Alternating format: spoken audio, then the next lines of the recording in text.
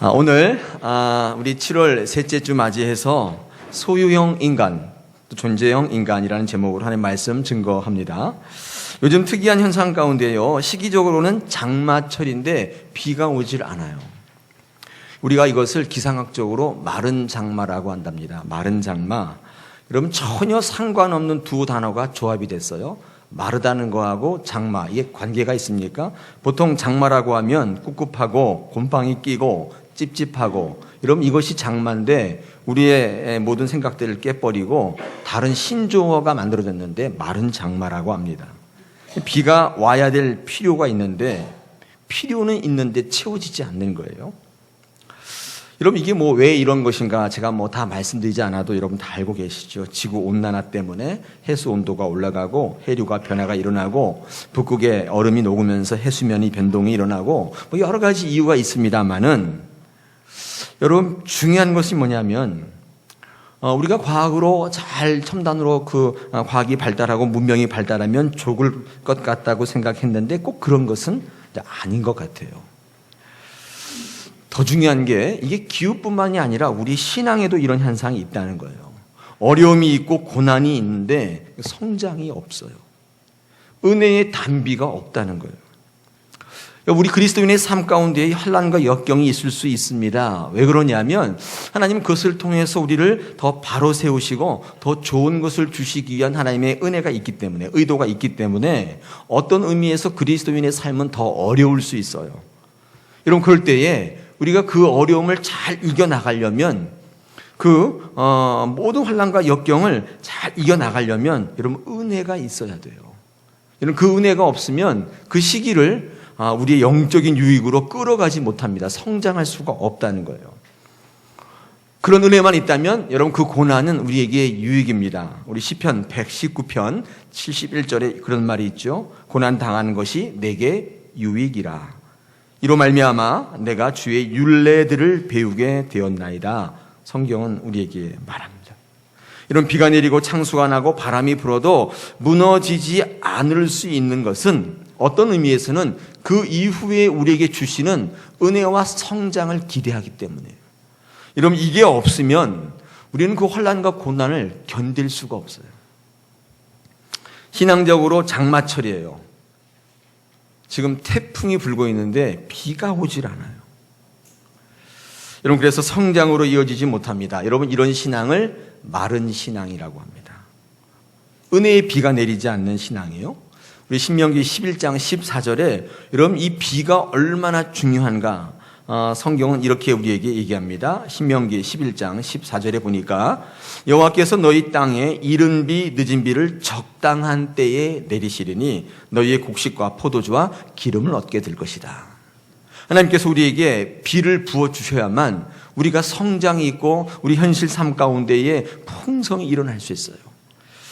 여러분, 이 시간에 여러분 하나님의 은혜의 단비를 기대하십시오. 할렐루야. 여러분, 그 마음이 없으면 여러분 마음에 옥토에 비가 떨어지질 않아요. 저는요, 설교를 준비하면서 생각해 봤습니다. 왜 이 한국 교회에, 우리 교회에 왜 이렇게 은혜의 단비가 없을까? 왜 우리의 심령이 젖어지지 못할까? 가장 큰 원인이 뭔가 생각해 보면요, 이 말씀이 사라지고 있다는 거예요. 예배가 사라지고 있습니다. 우리 인생을 완전히 변화시키려는 이 성령의 불이 계속 꺼지지 않고 타려면 이 말씀이라는 석탄이 필요하고 이 기름이라는 기름이 필요해요.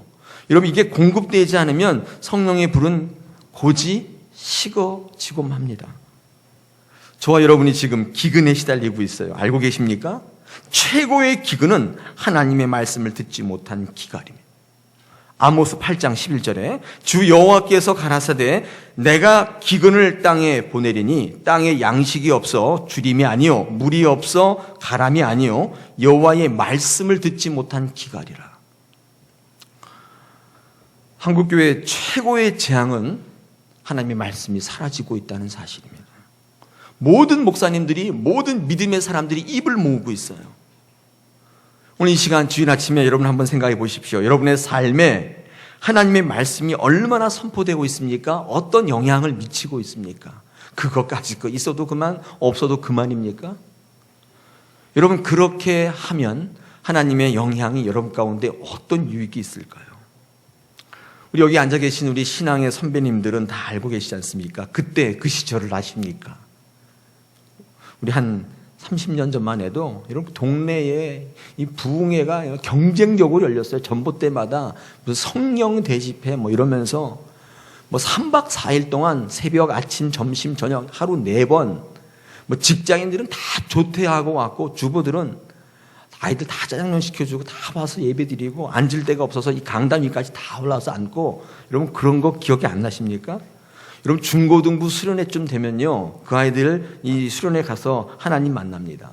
방언 터지고 기절하고 뭐 실려 나가고 눈물바다가 되고 내가 목사 되겠다고 뭐 선교사 되겠다고 뭐 헌신하고 물론 뭐 나중에 다 바뀌지만 여러분 결단한 역사들이 막 있었잖아요. 저도 막 기억이 생생해요. 근데 제가 목사 된 지금 이렇게 보면 그런 게 없어졌어요. 왜 그런지 잘 모르겠어요. 이유는 강단의 말씀이 힘을 잃고 있다는 거예요. 마귀는 우리에게 지루함을 줍니다. 졸음을 줍니다. 불신을 주고 불만을 줘요. 내 생각이 치밀어 오르게 만듭니다. 들리지 않게 만들어요. 그래서 하나님이 우리에게 주시는 가장 큰 은혜는 하나님이 말씀이 들리기 시작하는 거예요. 참 신기하게 귀가 뚫리는 거예요. 저희 교회의 연구표가요, 세상 속에 능력이 있는 그리스도인입니다. 이 연구표예요. 2015년도 표는 너희가 살아나리라 라고 하는 표고요. 이 너희가 살아나리라 이 표현은 제가 연초에 이미 결의를 다짐하면서 이미 설교했습니다. 그런데 이 연구표에 대해서는 많은 분들이 모르시는 것 같아요. 잊어버리고 계시는 것 같아요. 이제 7월을 들어서 2005년이 15년이 반이나 흘러가고 있지 않습니까? 우리의 신앙의 목표가 흐릿해지는 시기가 됐습니다. 우리 다시 한번 말씀으로 우리의 모습을 다잡고 하나님 앞에 서는 그날까지 힘있게 달려가기 위해서 우리 말씀으로 한번 결단하는 시간을 갖겠습니다. 지난 시간에 제가 세상의 이정표가 되라 그런 설교를 했습니다. 맥주감사절 이전에. 여러분 그때 이 베드로가 변화산상에서 예수님과 만나면서 그 대화를 통해 영생의 이정표를 제시하는 그리스도인이 되라. 제가 그런 말씀을 드렸죠. 그래서 오늘은요, 두 번째 시간으로 세상에 능력이 있는 그리스도인으로 살아가기 위해서 이 정체성을 갖고 영생의 이정표를 제시하는 것도 중요하지만 우리가 이 땅에 살아갈 동안 우리가 이 땅이 무엇인지, 이 땅이 어떤 곳인지, 우리가 섬기고 같이 살아야 될 이웃이 누구인가, 여러분 이것을 아는 것도 굉장히 중요하다, 그런 생각을 하게 됐습니다. 오늘 그 말씀을 좀 같이 나눌 때 여러분에게 영적으로 뒤집어지는 결단이 있는 시간 되시기를 축원합니다. 여러분 오늘 본문은요, 선한 사마리아인의 이야기입니다. 잘 알고 계시죠? 내용은 다 알고 계십니다. 한 사람이 강도를 만나서 이제 다 빼앗기고 맞아서 거진 죽게 됐는데 길바닥에 쓰러져 있는데 그 곁을 제사장이 지나가다가 그냥 지나치고 레위인도 지나갔는데 아무런 도움도 주지 않고 그냥 지나갔다는 거예요. 근데 의외로 그 곁을 지나가던 사마리아인이, 여러분 사마리아인 그러면 퍼뜩 우리 머리에 뭐가 들어오냐면 유대 사람이 인간 같지도 않게 여기는 사람들이 사마리아인이에요. 그 사람이 지나가다가 그는 도와주었다는 거예요. 여러분 하나님께서, 예수님께서 이 사마리아인의 이야기를 왜 하시게 되었는가, 그 내용이 25절에서 29절까지 적혀 있습니다. 왜 이 이야기를 하시게 되었는가, 한 율법사가 예수님을 시험하고자 이렇게 물었다는 거예요. 영생을 얻으려면 어떻게 해야 됩니까? 이렇게 물었어요. 그때 27절에 보니까 예수님께서 뭐라고 말씀하십니까? 27절 한번 보십시오. 내 마음을 다하며, 또 뭐를 다해요? 목숨을 다하며, 또 힘을 다하며, 뜻을 다하여. 다 할 수 있는 건 다 해야 돼요. 그죠? 하여 뭘 하라고요? 주 너희 하나님을 사랑하고. 그걸로 끝나는 게 아니라 또 뭐가 있습니까? 또한 내 이웃을 내 자신같이 사랑하라. 이렇게 그 율법자 학자의 말씀에 이렇게 질문에 대답을 했다는 거예요. 그랬더니 그 율법 학자가 예수님께 자기를 옳게 보이려고, 거기다 동그라미 치셔야 돼요. 궁금해서 물은 게 아니고 자기를 옳게 보이려고 뭐라고 또 물었어요? 2차 질문했죠. 뭐라고 했습니까? 그러면 내 이웃이 누굽니까? 이렇게 물었다는 거예요. 이 말의, 이 질문의 의미는 이런 것입니다. 하나님을 사랑하는 거, 그거는 알겠다는 거예요. 그런데 내 이웃을 내 몸과 같이 사랑하라는 말은 영생과 무슨 관계가 있는가? 그러면서 내가 만약에 그 이웃을 사랑하는 게 영생을 얻는 것이라면 그러면 구체적으로 내 이웃이란 누구냐? 이렇게 묻는 거예요. 여러분, 내 이웃이 누구냐고 묻는 그 율법학자의 머릿속에는 어떤 말씀이 있냐면 마태복음 5장 43절의 말씀이 있는데 거기 뭐라고 되어 있냐면 이렇게 되어 있습니다. 내 이웃을 사랑하고 내 원수를 미워하라 하였다는 것을 너희가 들었으나, 예수님께서 그들이 어떻게 생각하는 걸 보냐면 이웃이라고 하는 게 뭐냐면 자기와 뜻을 같이 하는 사람이 이웃이고 그렇지 않은 사람은 원수로 딱 구분되어 있다는 것을 보셨단 말이에요. 여러분, 그래서 이 율법학자가 이 질문한 건 뭐예요? 사마리아 그 사람은 내 이웃은 아닙니다. 그런 뜻이죠. 죽어야 될 사람이고 우리 민족의 피를 흐린 사람인데 어떻게 그 사람이 내 이웃입니까를 자기를 옳게 보이려고 그 질문을 딱 한 거예요. 자, 오늘 이 말씀을 통해서 우리가 세상에 능력 있는 그리스도인이 되기 위하여 이웃에 대한 개념을 어떻게 생각해야 될까 한번 생각해 보는 시간을 갖습니다. 여러분, 제 설교를 들을 때 관전 포인트가 몇 가지 있어요. 여러분, 그것을 잘 보시고 들으시면 굉장히 유익하리라고 봅니다. 제가 첫 번째 이 관전 포인트로 여러분 제 설교를 들으실 때 어디에 주목하시냐면 첫 번째입니다. 여러분, 이 사마리아인의 이야기는 비유가 아니에요. 꼭 기억하셔야 돼요. 여러분, 이것은 어떤 분은 이것을 선한 사마리아인의 비유라고 말씀하는데 이 말씀 비유가 아닙니다. 꾸며낸 이야기가 아니에요. 만들어낸 이야기가 아니라는 거예요. 왜냐? 만약에 예수님이 이 사마리아인의 이야기를 비유로 있지도 않은 이야기를 꾸며낸 것이라면 여러분, 예수님은 조금 지나지 않아서 엄청난 곤란한 입장에 빠질 것을 각오하셨어야 돼요. 왜냐하면 제사장을 모독하는 발언을 지금 하고 있다 그 말이에요. 여러분, 제사장이 불쌍한 사람 보고 그냥 지나쳤단 말이에요. 여러분, 제사장은 어떤 사람이에요? 하나님을 가르치고 그 사랑을 실천해야 되는 제일로 모범을 보여야 되는 사람인데 당시 모든 사람에게 존경과 영광을 한 몸에 받고 있는 사람인데 당시에 많은 제사장들을 한꺼번에 싸잡아가지고 어떻게 해요? 명예를 훼손시켰다고요.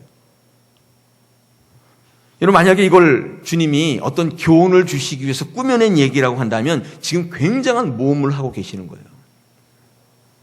여러분, 제사장들이 이 말을 듣고 가만히 있지 않을 것이기 때문입니다. 다시 말해서 뒷감당이 안 돼요.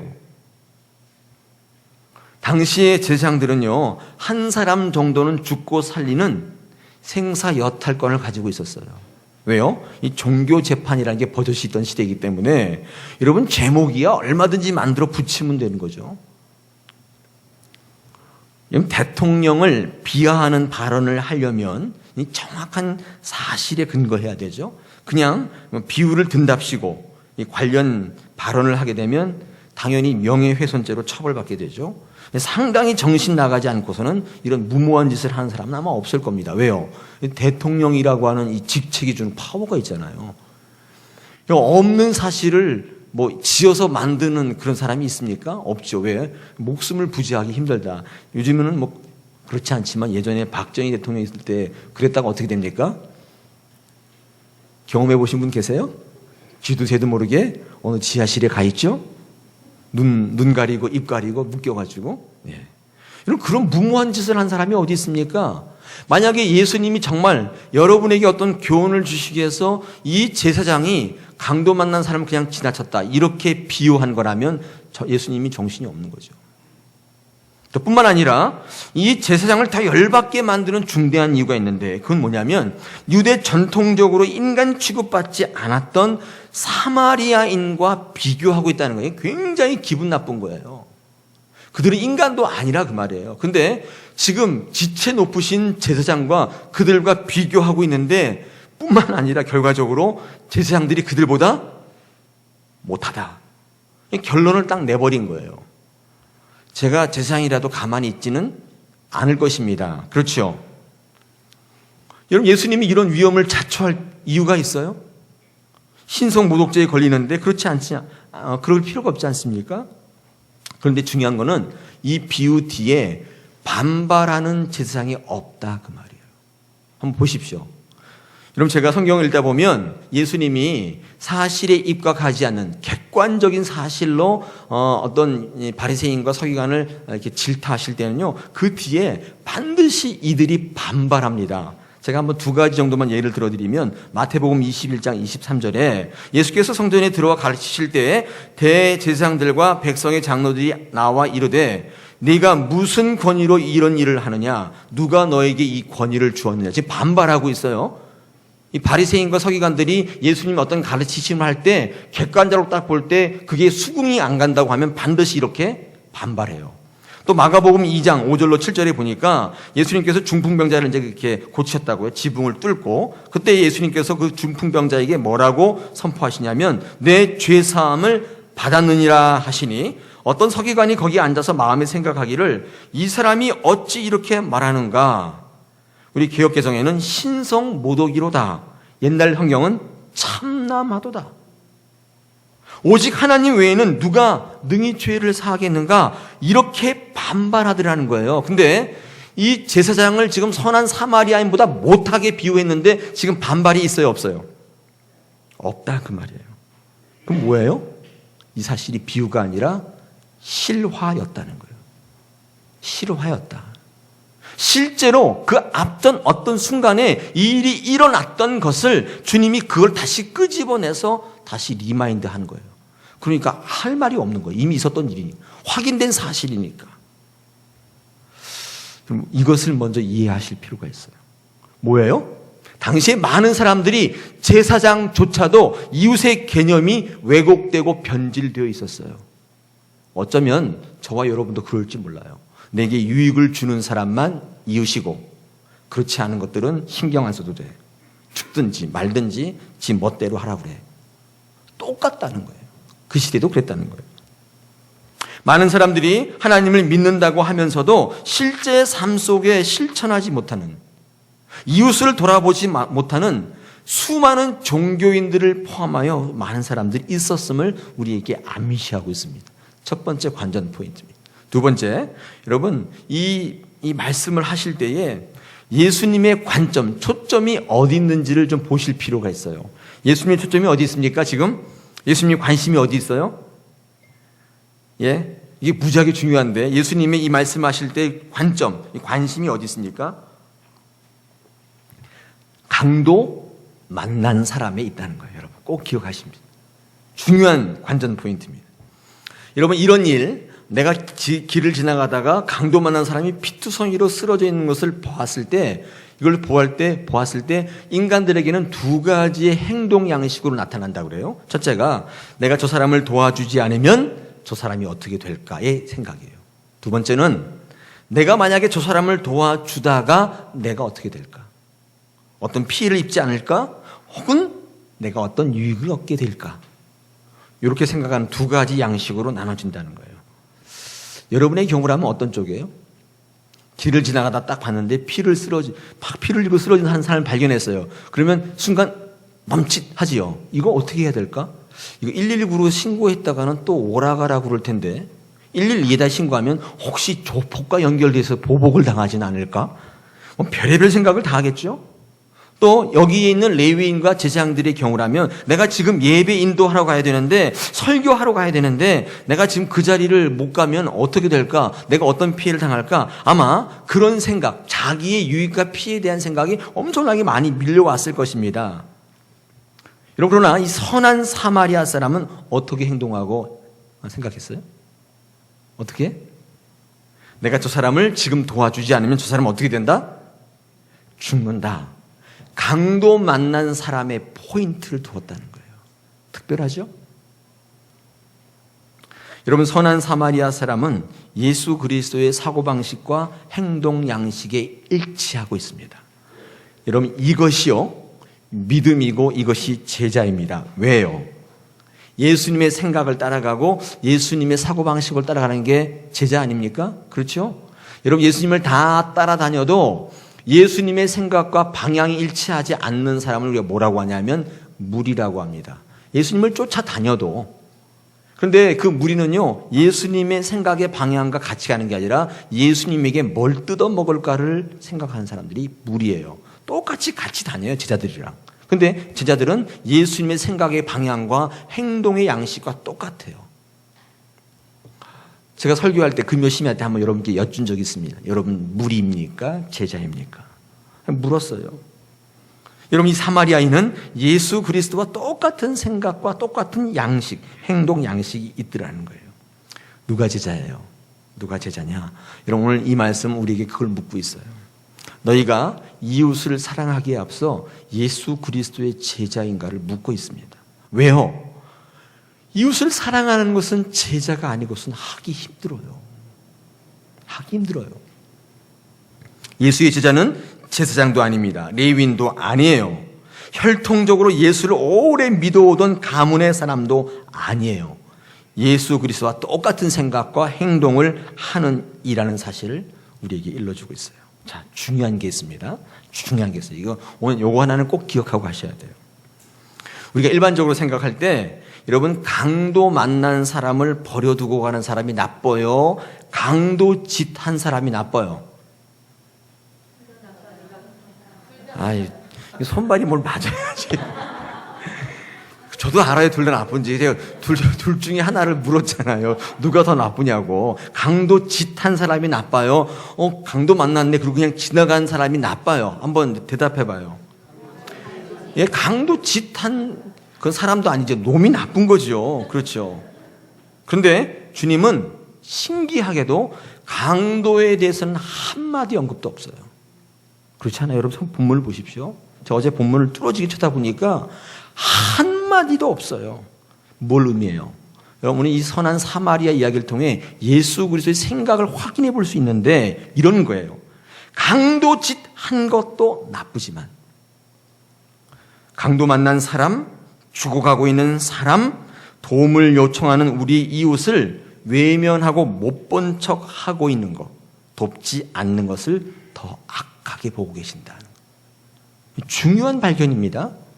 나는 범죄하지 않았어. 난 강도짓하지 않았어. 난 프리해. 아니라는 거예요. 여러분, 오늘 이 설교를 듣고 약간의 충격이 있어야 돼요. 난 죄짓지 않았지만, 열심히 했지만, 비록 죄짓지는 않았지만 이웃에 대해서 무관심하고 방임하고 방조하고 돌보지 않는 게 더 큰 죄악이라고 오늘 우리에게 말씀하고 있어요. 난 죄진 적이 없다는 거예요. 난 강도짓한 적이 없어요. 여러분, 오죽했으면 이 일이 얼마나 큰 일이라면 주님은 27절에서 하나님 사랑과 이웃 사랑을 동일한 수준에 놓고 있단 말이에요. 여러분, 범죄자예요? 온전한 사람이? 한번 얘기해 보십시오. 여러분, 하나님 앞에 질타를 받는 사람이에요? 칭찬을 받는 사람이에요? 요즘 만약에 이런 일이 우리 사회에 일어났다면 모든 매스컴이 사람들이 강도를 비난합니다. 일벌백계 한다고 얘기합니다. 그러나 예수님은 어떻게 하시는가? 관심이 강도가 아니에요. 강도 만난 사람에게 초점을 맞춘다고요. 주님은 어느 한 곳에도 강도가 날뛰는 사회를 비난하지 않고 허술한 사회 안정망, 이 안전 시스템을 뭐라고 하지 않고 치안을 나무라지 않습니다. 사회가 왜 이 모양이냐? 왜 부자가 그렇게 하느냐? 정부는 도대체 뭘 하느냐? 그렇게 말씀하고 있지 않아요. 주님은 강도 만난 사람에게 주목하고 계세요. 뭐예요? 강도 만난 사람에게 관심 가지라는 거예요. 우리가 이 세상을 살아가면서 주님을 기쁘시게 하는 능력인 그리스도인이 되려면 내게 허락하신 이웃에 대해서 성경적인 시각과 인식이 있어야 돼요. 여러분, 그거 없으면 안 됩니다. 오늘 주님께서 질문을 구체적으로 하시는데 이렇게 하죠. 내 이웃이 누구냐는 그 질문에 뭐라고 얘기해요? 36절에 보니까 내 생각에는 이 세 사람 중에 누가 강도 만난 자의 이웃이 되겠느냐 이렇게 물으시면서 분명히 뭐라고 물으셨냐면 이 지구상에 사는 많은 사람들이 누가 내 이웃이냐 이렇게 묻지 않으시고 어떻게 물으셨어요? 이 세 사람 중에. 그렇죠? 여러분, 이 세 사람의 특징이 뭐예요? 강도 만난 사람 곁에 있었던 사람이라 그 말이에요. 여러분도 바로 그 세 사람 중에 하나란 말이에요. 영생을 얻는 것은 어쩌면 참으로 쉽습니다. 왜 쉬워요? 여러분 뭐 글로벌 시대, 지구촌 모든 사람이 한 가족, 말은 쉽지만 여러분 우리가 모든 사람을 구원할 수는 없잖아요. 그런데 내 옆에 붙여주신, 내가 얼굴을 알고 내가 맨날 보고 내가 맨날 말을 썩는 그 사람이 이웃이에요. 이웃은 바로 강도 만난 사람의 옆에 있었던 사람, 그 사람을 돕는 게 영생을 얻는 방법이에요. 그토록 궁금했는데 그게 방법이었구나. 오늘 여러분 이 점을 꼭 알고 가셔야 돼요. 여러분 이 이웃이라고 하는 건요, 이 문자적으로 언어적인 이 표현도 똑같습니다. 헬라어로 이 플레시온이라는 게 이 이웃이라는 뜻인데, 이 플레시오스라고 하는 말에서 온 이 단어는 가깝다는 뜻이에요. 히브리 말로 샤켄, 이 샤켄이라는 단어도 이 가깝다, 지척에 있다 그런 말이거든요. 그러니까 여러분 이웃을 사랑하라고 할 때 저 먼 이런 민족을 사랑하고 그런 얘기가 아니라 바로 내 옆에 있는. 제가 이발을 하러 갔는데 이번엔 이발을 잘 못하셨어요. 그 아주머니가. 제가 잠깐 졸고 있는 사이에 아주 나름대로 창작성을 발휘하셔서 얼마가 화가 나든지. 그래도 어떻게 해요? 이분 내게 붙여주신 이웃이로구나. 그래서 굉장히 창의적으로 하셨네요. 속은 막 부르르 끓는데 그러고 왔습니다. 그 마음이 어디서 나와요? 이웃이라는 생각이 때문이에요. 왜요? 내가 그분을 통해서 영생을 얻는다 그 말이에요. 여러분 자비를 베풀라는 말은요, 영향을 주라는 거예요. 물질적으로, 영적으로 그에게 어떤 형태로든지 영향을 주라는 거예요. 여러분 영향을 주고 계십니까? 주변에 있는 분들에게? 여러분 그 교회에 근처에 아파트 값이 떨어진다는 속설이 있어요. 몇몇 교회를 빼고는요 다 떨어집니다. 왜냐하면 교회가 이 주변에 못할 짓을 많이 하기 때문에 맨날 뭐 한다 쿵짝쿵짝대고 뭐라 그러면 막 싸우고. 참 그래서 전에 있던 교회도 이 그 밑에 그 청년 예배를 하는데 막 악기를 쓰니까 옆에 있는 가게들이 항의 들어와서 제 기억으로 그 당시 돈으로도 한 5천만 원인가를 들여서 방음 장치를 다 했어요. 그러니까 5천만 원이 작은 돈이 아니잖아요. 왜 그렇게 했겠습니까? 그들에게 교회에 대한 부정적 인식을 주지 않기 위해서요. 그다음부터는 교회가 가게집 아줌마가 교회가 너무 배려해 줬다고 칭찬을 입에 달토록 하시는 거예요. 저한테만 하는 게 아니라 물건 사러 온 분들한테 저 교회 좋은 교회라고. 여러분 저희 교회가 이 동네에 있는 것으로 말미암아 사람들이 어떻게 생각합니까? 너무 좋다 그렇게 생각하십니까? 저 교회가 우리 동네에 있으니까 유익이다 그렇게 생각하십니까? 여러분 저는요 대한민국 교회들이 이런 분명한 이웃의식을 가지고 있다면, 지역 사회를 섬기기 시작하면 왜 우리나라가 밝아지지 않겠습니까? 저는 제 목회도 마찬가지입니다만 목회 전체적인 방향도 이와 같이 해야 되고, 여긴 교인 전체가 힘을 모아주실 필요가 있어요. 우리만 잘 먹고 잘 사는 게 교회가 절대로 아니에요. 교회는 이웃을 섬겨야 되는 곳이라는 거예요. 오늘 마지막 세 번째로 오늘 이 선한 사마리아 이야기 가운데 특징, 관전 포인트 세 번째가 이름이 거론되고 있지 않다입니다. 선한 사마리아인 이름이 있어요, 없어요? 없어요. 이 정도의 획기적인 사실이었다면 이름이 나올 법도 한데, 거짓 소경 이름도 나오지 않습니까? 바디메오. 거짓인데도 나오는데, 이런 엄청난 일을 했다면 이 사람의 이름은 성경에 나올 법도 한데 이 선한 사마리아인의 이름은 거론되고 있지 않다는 거예요. 우리가 요즘에 신문을 통해서 의사자라는 말을 많이 듣지 않습니까? 이름을 내기 좋아하는 것이죠. 여러분 이름을 내는 거는 결코 좋은 거 아니에요. 제가 설교할 때 이런 얘기를 많이 하는데, 사람의 이름을 내면서부터 교회는 쇠락하기 시작했다 그랬죠. 성도의 영광은 죽음이요 희생 가운데 나타나는 것입니다. 하나님께서 가장 귀하게 여기시는 영광 돌리는 교회는요, 죄송한 말씀이지만 죽는 교회예요. 하나님께 영광 돌리는 사람은 죽은 이들이에요. 그러므로 우리는 죽는 연습해야 됩니다. 예배가 살아있는 예배는 죽는 사람이 많다는 거예요. 뭐가 죽어요? 이 예배 가운데 내 생각이 죽는 거예요. 내 생각이 다 죽어버리는 거예요. 여러분 로마 시대 때에 아주 독특한 영성, 이 카타콤 영성이라고 그러죠. 이 로마 시대 때는 예배를 이 지상에서 못했기 때문에 다 숨어서 했는데 어디서 했냐면 지하 공동묘지에서 했단 말이에요. 다 숨어서 예배했는데 이 그때의 카타콤에서 드렸던 예배 영성이 여러분 지금 이 예배 예전이에요. 이 지금 우리가 드린 예배 예전이 그 예전이거든요. 여러분 그런데 여러분 그 영성을 이끌었던 지도자의 이름이 있다 없다? 없어요. 아무리 문헌적으로 찾아봐도 그때 그 위대한 영성을 이끌었던 지도자의 이름이 나타나 있지 않다는 거예요. 놀랍지 않습니까? 제가 프랑스의 몽마르트 언덕에 가봤는데 거기 가면 이 성심성당이라는 게 서 있어요. 이 프랑스 말로 사크르피에르 성당인데 굉장히 아름답습니다. 뭐 쫙 서 있는데 언덕에 딱 서 있거든요. 근데 여러분 그 앞에 이 잔다르크 동상이 딱 서 있어요. 이 사크르피에르 성당의 다른 말이 잔다르크 성당이에요. 천주교 성당은요 이름이 다 붙어 있어요. 베드로 성당, 무슨 성당, 이게 이름이 붙어 있는데 저는 그게 참 안타까워요. 여러분 사크르피에르 성당도 마찬가지입니다. 거기 미사 드리지 않습니다. 그냥 관광지예요.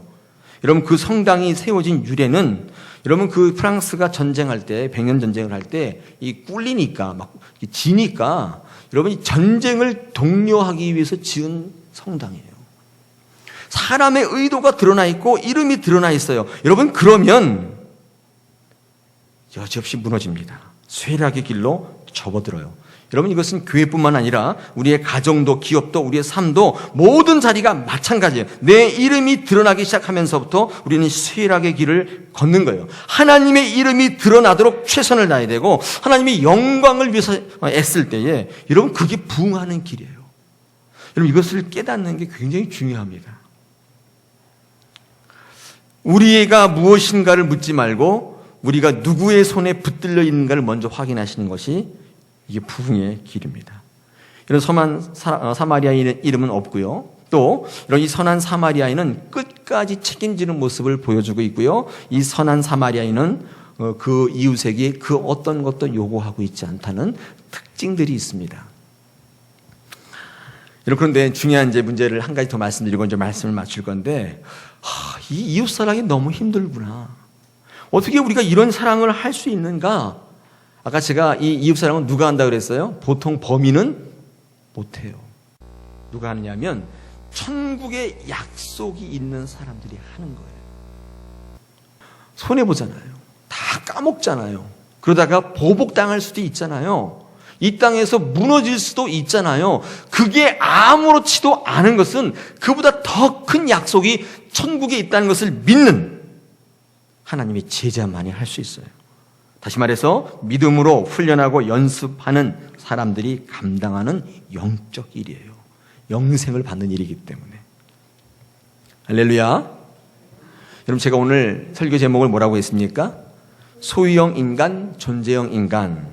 여러분 원래 이것은 소유냐 존재냐라고 하는 이 에리 프롬이라고 하는 이 철학자의 책 이름입니다. 소유냐 존재냐 그런 책이 있어요. 거기 보면 이런 내용이 나옵니다. 유럽은 우리랑 참 다르다는 거예요. 예쁜 꽃이 있어요. 우리나라 같은 경우는 어떻게 해요? 그 꽃을 다 꺾어다가 어떻게 합니까? 어떻게 해요? 식탁에? 네. 뭐 신발장에 식탁에다 딱 갖다 놓잖아요. 그런데 유럽은요, 이 행잉 플라워라는 말이 있어요. 행잉 플라워. 이 꽃을 이 난간에다가 딱 걸어놔요. 베란다에다가. 여러분 유럽을 여행하다 보면 이 집들마다 그 베란다에 꽃이 쫙 걸려 있죠. 그 안에는 꽃이 없어요. 그 바깥에 다 있어요. 이게 무슨 얘기예요? 꽃을 자기 가족만 보는 게 아니라 모든 사람이 보게끔 한다는 거예요. 여러분 이것이 유럽을 유럽되게 했던 이웃을 사랑하는 마음의 시작이라고 이 에리 프롬이 얘기합니다. 꽃을 보는데 소유할 것인가 존재할 것인가를 생각한다는 거예요. 그럼 전도서 7장 1절에 이런 말씀이 있습니다. 아름다운 이름이 보배로운 기름보다 낫고 죽는 날이 출생하는 날보다 낫다. 그렇게 되어 있어요. 여러분 이름이 뭐냐면요. 그 사람의 존재입니다. 이름을 보면 다 그 사람의 존재를 알 수 있어요. 삼손 이름이 뭐예요? 이 뜻이? 태양이거든요. 아버지가 어떤 삶을 살라고 지어준 거예요? 태양같이 살라. 근데 바보같이 살았죠. 여호수아 하나님의 뜻을 향하여 싸우는 자 그런 뜻이거든요. 이름은 그 사람의 존재가 되죠. 여러분 기름이 뭐예요? 기름보다 낫다 그랬잖아요. 이름이 기름은 뭐예요? 그 사람의 소유입니다. 기름보다 귀한 게 없기 때문에 기름은 그 사람의 소유를 이야기하는 거예요. 여러분, 존재형 인간으로 사는 것보다 소유형 인간으로 사는 게 더 편한 세상이에요. 여러분, 존재가 되고 싶어요? 갖고 싶어요? 다 갖고 싶다고요. 여러분, 그래서 존재형 인간은 공간 속에 많은 사람들에게 의미를 주지만 소유형 인간은 내가 편하고 내 가족이 편한 삶을 사는 사람들이에요. 저와 여러분을 이야기하는 것이죠. 그러면서 이 전도서 7장 1절이 뭐라고 얘기하냐면 죽는 날이 출생하는 날보다 낫다, 그렇게 얘기합니다. 여러분, 죽는 날을 뭐라고 그래요? 죽은 날을? 아직 안 죽어보셔서 모르십니다. 그럼 태어나는 날은 뭐예요? 생일이네요. 그죠? 그럼 죽는 날은 기일이라고 얘기합니다. 기일이라고. 여러분, 그런데 살아있는 사람은 생일로 기억하지만 죽은 사람은 기일로 기억해요. 그렇죠? 그래서 한마디로 살아있을 때는 기름이 중요하지만 많은 것을 얼마나 가졌느냐가 그의 평가의 기준이지만 딱 죽고 나면 그때부터는 기일로 기억해요. 다시 말해서 소유형 인간으로 기억하는 게 아니라 존재형 인간으로 기억한다고요. 여러분, 박정희 대통령 생일 아세요? 몰라요, 아무도. 근데 기일은 알죠. 12.6 사태. 죽은 분이기 때문에 기일로 딱 기억하는 거예요. 그가 얼마나 뭘 가졌냐 기억되는 게 아니라 그가 어떤 삶을 살았냐로 기억되는 거예요. 우리 전도서 7장 1절 그 다음에 2절에 초상집에 가는 것이 잔치집에 가는 것보다 나으니 모든 사람의 끝이 이와 같이 됨이라 산자는 이것을 그의 마음에 둘지어다. 살아있을 때 생일을 기억해 주지만 죽은 자는 기일로 기억되죠. 그래서 여러분, 죽은 사람은요 얼마나 많은 것을 가졌는가로 기억되지 않아요. 어떤 존재로 살았느냐. 여러분, 재벌이 살았을 때는 어떤 걸 평가받아요? 야, 얼마나 부자야, 그거로 평가받죠. 그런데 여러분, 그분이 딱 죽고 나면 어떻게 해요? 야, 그분 얼마나 그거 필요 없어요. 그거 어떤 사람이었냐요. 여러분, 초상집에 가서 식사해 보면 여기저기 이야기가 들려오지 않습니까? 돌아가신 분이 엄청나게 부자래, 참 부럽다. 여러분, 제가 이런 이야기를 들어본 적이 없어요. 돌아가고 나면 뭐로 평가해요? 생명이 끊어지고 나면 그 사람이 소유를 가지고 어떤 삶을 살았느냐, 다시 말해서 존재형으로 평가받아요. 여러분, 왜 초상집에 가는 것이 잔치집에 가는 것보다 나은 줄 아세요? 여러분, 초상집에서만 존재형 인간의 가치를 볼 수 있어요. 초상집에서만. 초상집을 딱 나오고 나면 그 사람이 뭘 가졌느냐로 평가받기 때문에 존재형의 의미가 우리 삶에 나타나질 않아요. 초상집에만 가야 그게 나타나요. 우리는 살아있는 존재이기 때문에 존재로 살아가기 어려워요. 왜? 이 세상은 소유로 우리를 평가하기 때문입니다. 그러나 초상집 그 자리만큼은 그렇지 않는 거예요. 그게 유익이라는 거예요. 하나님께서 우리에게 뭘 주셨느냐가 그렇게 중요해요. 우리가 하나님에 대한 우리 앞에 세워진 이웃을 향하여 성경적인 인식이 없군, 그런 평가가 없다면 여러분, 우리는 그저 악한 소유형 인간으로 살아가는 거예요. 여러분, 장례식장에 가면 특별히 뭐가 없는 줄 아세요? 이 수의에 한번 오늘 저녁에 한번 입어보십시오. 준비해 놓으신 분들. 저희 어머니는 수의를 다 준비해 놓으셨거든요. 제가 아니, 재수없게 이런 걸 뭘 벌써 준비해 놓냐. 내가 돌아가시면 당연히 옷 안 사 입힐 줄 아냐. 제가 그러는데 딱 보니까 주머니가 없어요. 여러분, 수의에 주머니가 없는 이유가 뭔지 아세요? 이유가 뭐예요? 가지고 가는 게 없기도 하지만 죽어서는 어디를 가든지 절대로 소유로 평가받지 않는다고요. 중요한 거죠. 뭘 가지고 갈 수 없어요. 가져갈 수 없어요. 장례식장에 가면 시기가 또 없어요. 왜인 줄 아세요? 앞으로 평가받을 만한 시간도 없어요. 중요한 것은 여러분, 호흡 있을 때 하나님 앞에 의미 있는 일을 많이 하시기 바랍니다. 많이 하셔야 돼요. 잘 아시는 록펠러 있죠? 록펠러는 인생을 달리 평가하는 사람도 있지만 록펠러는 나누는 인생을 살았습니다. 그는 평생 돈만 모으다가 이 불치병으로 사형 선고를 받았는데, 여러분, 그가 이 사형 선고를 딱 받고 난 다음에 어떤 병 때문에 하루에 샌드위치 하나밖에 못 먹었대요. 더 이상 먹으면 안 되기 때문에. 돈이 그렇게 많은데. 그때부터 그는 1년 시한부 인생을 살면서 소유형 인간에서 존재형 인간으로 바꿔버린 거예요. 이게 뭐냐면 죽음을 경험한 거예요. 그래서 도와달라고 찾아오는 많은 교회들, 자선단체들을 다 외면해 왔는데 그 위에 그들을 다 불러서 다 도와줬다는 거예요. 존재형으로 바뀐 거예요, 이 사람이. 그래서 기록에 보니까 4,928개 교회를 세웠고 미국의 전역에 많은 교회가 록펠러가 세운 거예요. 유명한 교회 리버사이드 처치. 되게 유명하죠. 그리고 24개의 도서관을 세웠고 시카고 대학 안에 있는 그 교회도 이 록펠러가 세운 거죠. 또 중요한 게 있어요. 모든 교회에 파이프 오르간을 다 설치해 줬다는 거예요. 이렇게 삶을 바꿨더니 소유형에서 존재형으로 딱 바뀌었더니 1년밖에 못 산다는 그 록펠러는 98세까지 52세에 그 사형 선고를 받았는데 98세까지 살다가 천국 갔다는 거예요. 시간이 지나면 소유형 인간에서 우리는 존재형 인간으로 기억될 것입니다. 자기가 죽고 난 후에 무슨 일이 일어날까 이거 생각해 볼 수 있는 지혜가 지혜예요. 이 땅의 삶이 굉장히 짧습니다. 여러분 앞에 하나님께서 이웃들을 많이 세워주셨어요. 왜 세워주셨겠습니까?